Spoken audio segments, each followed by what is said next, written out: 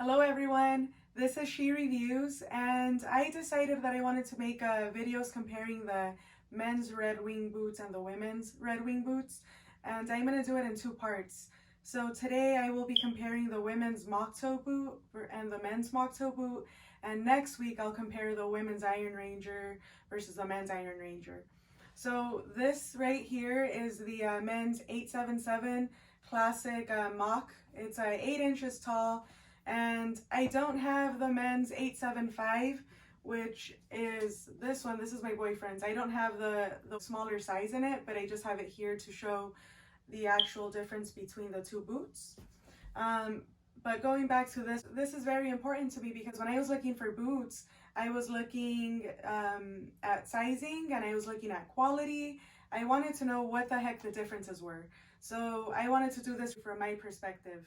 I wear a size 6B in the women's moccasin boots, and I wear a size 4D in the men's moccasin boot. The letters are simply the starting width. So women's standard width starts at a B, and men's standard width starts at a D. A D is a woman's wide width. So already, ladies out there, if you were looking at the men's boots, if they have them in your size, you would already know that they start off at a woman's wide width. Back in autumn of 2016, Red Wing introduced the women's heritage line, and then they stopped making smaller sizes for men. So they no longer make size 4. In normal tennis shoes, most of you probably know that a man's shoe is 1.5 sizes bigger than a woman's shoe. So I wear a size 6.5 in tennis shoes. So if I was getting a man's tennis shoe, I would get a size 5 because it would be 1.5 sizes bigger. Or if a man was getting a woman's tennis shoe and he was a size 10, he would purchase a woman's 11.5. Just roughly an estimate. That's just an example. Obviously, all shoes vary in size. But this boot is a size 4D. So I wear a 6. This is a 4. That's already 2 sizes different. And even then, this boot is big on me. And it's a little big lengthwise, and it's also a little big widthwise. So to compensate, I purchased an insole soon after. So this is a leather insole that Red Wing sells. It has a rubber backing, and it actually helps massively when I wear my boots. It helps make up for the room. But you can see actually my footprint, and within the boot it does fall a little bit short. So that's where my toe is, and you can still see that little bit of room right there. I'm going to put this back in really quick, and this boot is so deep that you can't really see what's inside, but I'll show you this one. It looks the same inside. So the men's boot, it has this leather footbed inside, and underneath the leather footbed there is cork, and it's firm. It's a very firm footbed, so when I touch it, it feels very firm to the touch. You can hear that, but it's very comfortable. That I can tell you, because I walked around in these boots without the leather insert 3 months. It is comfortable.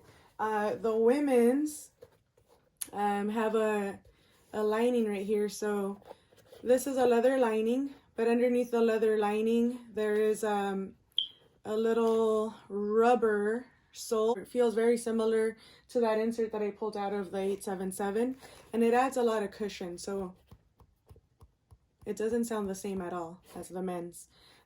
But the women's are cushioned from the get-go. They feel really nice. And beneath this footbed, there's cork, just like the men's boot.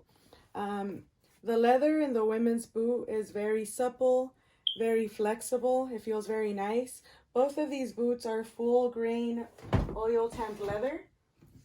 And the reason this one is so much darker is because I experimented with different boot conditioners, and I actually used mink oil on this, and it made it a lot darker. But I don't mind it. I actually really love it, and I really enjoy it. And of course, that aside from the dirt, I have cleaned these boots thoroughly, but I've also put them to work. So the leather on the men's line is a lot more stiff, feels more firm. It's not as supple as the women's boots. It's very stiff and thick. Feels not much thicker than the women's, but it does feel a little bit thicker. And the women's boots, they use female cowhide. So the female cowhide is already a lot softer than the bull's leather or the male cow's leather. It's just a softer leather. Something else about the boots is that the men's boot has a traction tread sole that is made out of rubber, and just like an eraser, it pretty much shaves down pretty quickly. So what you hear a lot out there is men complaining of their traction tread soles, saying that they feel like they go through them pretty quickly and they have to replace them pretty quickly. But it's a very comfortable sole, very nice to be on your feet all day long. But yeah, it just shaves down pretty quickly. Whereas the women's boot, they're made out of a polyurethane traction tread sole. Polyurethane is just a little bit different. It doesn't shave down as quickly. I've had these boots for about 8 months now, and you can tell that there's barely any wear. It's like a running shoe, like the sole of a running shoe. They just don't wear down as quickly. But they are a little softer than the men's. Just feels nice and bouncy. And there you go. That's how they both look. Let's see. So that's both of them side by side. And what I was looking at is in the women's boot. So this is a Gusseted Tongue, and the Gusseted Tongue comes up a little bit higher. It basically helps to prevent water from getting into your boot in wet conditions. And what I noticed is that the women's comes up to the third from the top shoelace hole, and the men's comes up a little bit further, so it's second to top.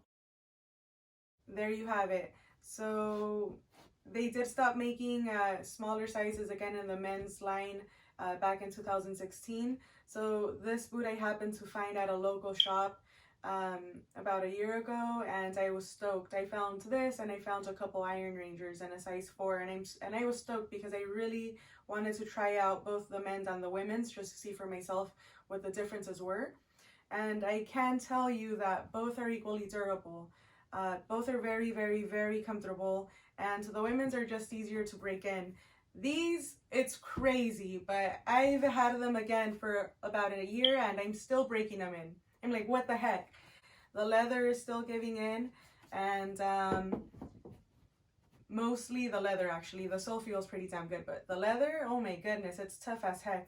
Whereas this one formed to my foot pretty quickly. And that's it, guys. The color of the boots used to be very similar to this, very, very light. I believe I have pictures. I'll post them for you guys to see. And the men's come in a box that looks like this. Very simple. They just come inside of the box. It's just the boots. There's nothing else. And women's boots come in a box that look like this. This is a big one that my Glorious came in. But all women's boots. It's pretty fancy. They come with dust bags. With 2 dust bags, one for each boot. They come nicely packaged. Something that I really enjoy. Okay guys, thank you very much for watching this video. Next week I will post a video in which I compare the men's Iron Ranger and the women's Iron Ranger. And if you have any questions, please let me know in the comments. And if you have any video ideas or requests, again, please let me know in the comments. This is She Reviews. If you haven't subscribed to my channel, please do so. I look forward to making more videos in the future, and I hope that you find them all very helpful. Take care.